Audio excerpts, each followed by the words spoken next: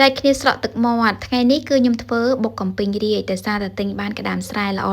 មួយរយៈមុនគឺថាអនត្រេនខ្លាំងមែនតើអូ Facebook អត់ផុតសោះទៅមកឃើញតែបុកកំពីងរាយនឹងឯងនេះចាត់ការម្ដងបើថាមានគ្រឿងផ្សំគ្រប់ក្តាមត្រាំនេះយកមកគឺបកស្នូកចេញហើយលាងទឹកឲ្យស្អាតហើយខ្ញុំមានម្ទេសមានខ្ទឹមសមានជីស្លឹកវែងមានក្រូចឆ្មាជាមួយនឹងផ្លែកំពីងរាយ2ផ្លែក្តាមហ្នឹងគឺខ្ញុំយកទៅស្នូកចេញទេហើយខ្លួនចង់កាត់ជា2ក្បាលឬទុកទាំងមូលដូចខ្ញុំចេះក៏បានដែរចំណែកឯផ្លែកំពីងរាយ2ផ្លែរបស់ខ្ញុំនេះគឺទុកក្នុងទូយូរហើយរងចាំក្តាមស្រែទិញអត់បានសោះហ្មងឡើងជាប់ហ្មងណា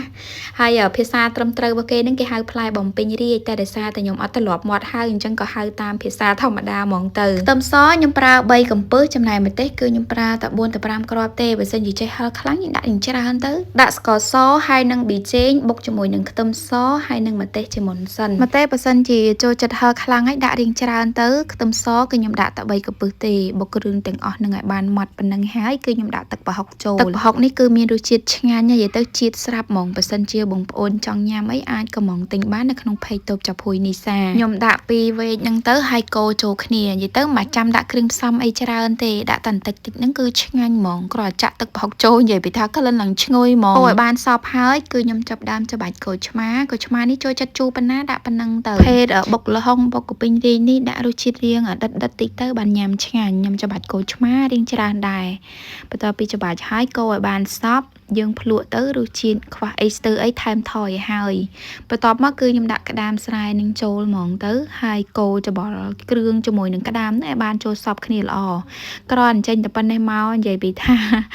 កោពោះមុនបាត់ហើយយាយមែនលាយគ្រឿងហើយទុកម្លាយសិនទៅមកចិត្តផ្លែកំពីងរាយសិនឃើញតែសបកជាប់អញ្ចឹងឯងប៉ុន្តែសាច់ខាងក្នុងគឺនៅល្អពេលដែលទិញផ្លែកំពីងរាយមកនឹងថ្មីហ្នឹងខ្ញុំអត់បានធ្វើភ្លាមទេដោយសារពេលហ្នឹងកើតមានក្តាមស្រែម្ល៉េះហើយក៏ចេះតែទុកក្នុងទូមួយថ្ងៃហើយមួយថ្ងៃទៀតត្រមបានក្តាមមកនេះគឺកំពីងរាយរបស់ខ្ញុំឡើងស្លោកសបកអស់កំពីងរាយហ្នឹងចិត្តសបកស្អាតហើយយកទៅលាងទឹកចោលឲ្យអស់ជ័រអញ្ចឹងទៅហើយខ្ញុំយកមកគឺខ្ញុំចិត្តជាចំណិតធំបែបនេះ